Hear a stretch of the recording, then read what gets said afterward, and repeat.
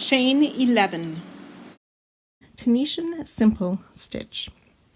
This is the basis of all Tunisian crochet, the one we use the most often. It's turning onto the back side of our chain, and you can see how the back of the chain has this extra loop that looks like a bump. We are going to be inserting our hook under those back bumps, starting with the very first chain. You insert your hook, yarn over, pull that yarn through to the front, and leave that loop on your hook, so 2 loops on the hook. And we'll work our way down the chain, pulling up a loop in each chain, inserting a hook through that back bump, or that back loop on what is usually called the wrong side of the chain. So just work our way down, inserting your hook on the back bump and pulling up a loop through each chain. When we get to the end, even though we chained 11, we should have 12 loops on our hook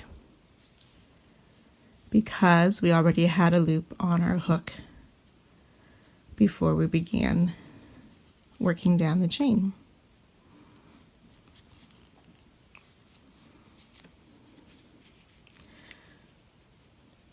One, 2, 3, 4, 5, 6, 7, 8, 9, 10, 11, 12 loops. So as I'm working through my swatch, I want to make sure that I maintain 12 loops. So that's called a forward pass when we go through and pick up our loops. There's also a return pass in Tunisian crochet. You will yarn over, pull through 1 loop. So it's almost like making a chain. Then we yarn over and pull through 2 loops on the hook.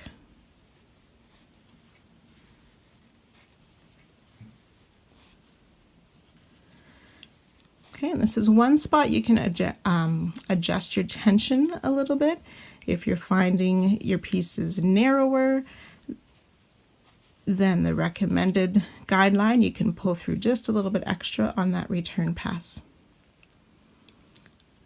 So that makes 1 row, the forward pass picking up the loops and the return pass pulling off the loops. So now for the Tunisian simple stitch, you can see how these loops are all around the front of our work. That's what we insert our hook under. We don't use this farthest edge. Insert our hook under that loop, yarn over, and pull the loop up. That is 1 TSS, 1 Tunisian simple stitch. So you just work your way down the row, pulling up those loops.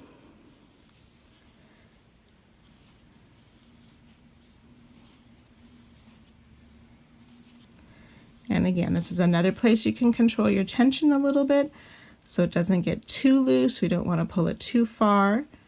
We want it to slide on the hook, not be tight, but we don't want it so loose that it's sloppy or falls off. Now, when we get to the far edge, this time, instead of just inserting under that front loop, to make a nicer side edge, I'm going to turn it over and I'm inserting my hook under both the front and the back loop of that stitch. So you actually see 2 on the hook as you insert, pull through, and pull up. So that's the forward pass. Remember, now we need to make that return pass.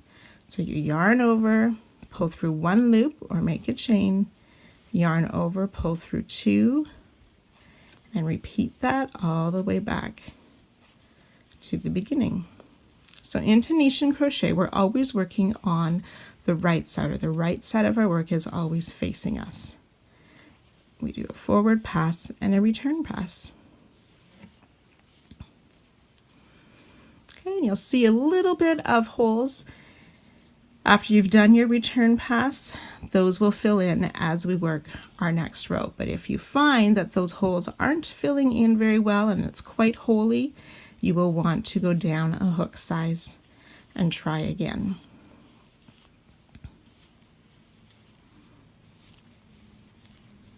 So you can practice a few rows of this Tunisian simple stitch. And I'll meet you back here soon to learn one more stitch, remembering on the far edge to put your hook under 2 of those edge stitches before pulling up a loop.